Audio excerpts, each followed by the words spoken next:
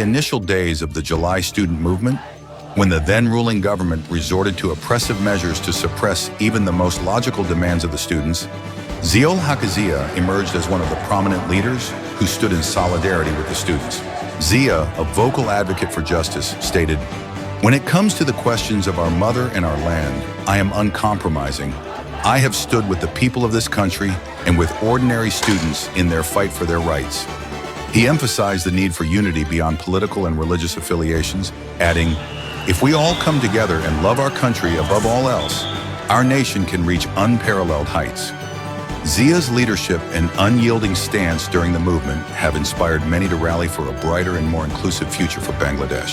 আমার মা সবসময় বলতো, বাবা এই আন্দোলন সংগ্রাম করো, আন্দোলনে যাও, বাট আল্লাহর নাম স্মরণ রেখো, কারণ আমি তোমাকে আল্লাহর কাছে আমি এটা করেছি।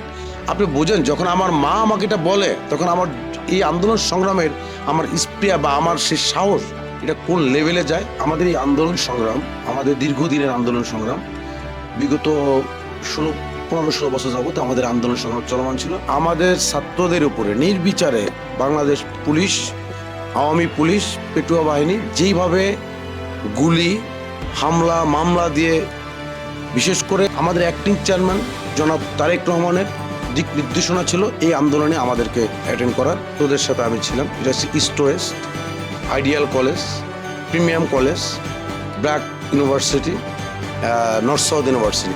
তবে শর্ত ছিল আমরা যেন কোনো মিডিয়ার কাভারেজে না আসি।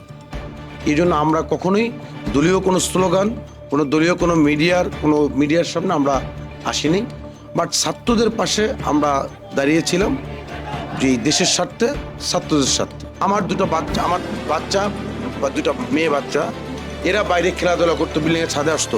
যেদিন থেকে হেলিকপ্টার থেকে বম্পিং করা হয়েছে, আর যেহেতু আমি আশেপাশে এরিয়ায় থাকি, ওই হেলিকপ্টার আজকে পর্যন্ত আমার বাচ্চার কোনোদিন ছাদে আসেনি। সত্যি আমরা খুবই আতঙ্কিত ছিলাম, কারণ আমরা বাসায় ঘুমাসতে পারতাম না, বাসায় যেতে পারতাম না।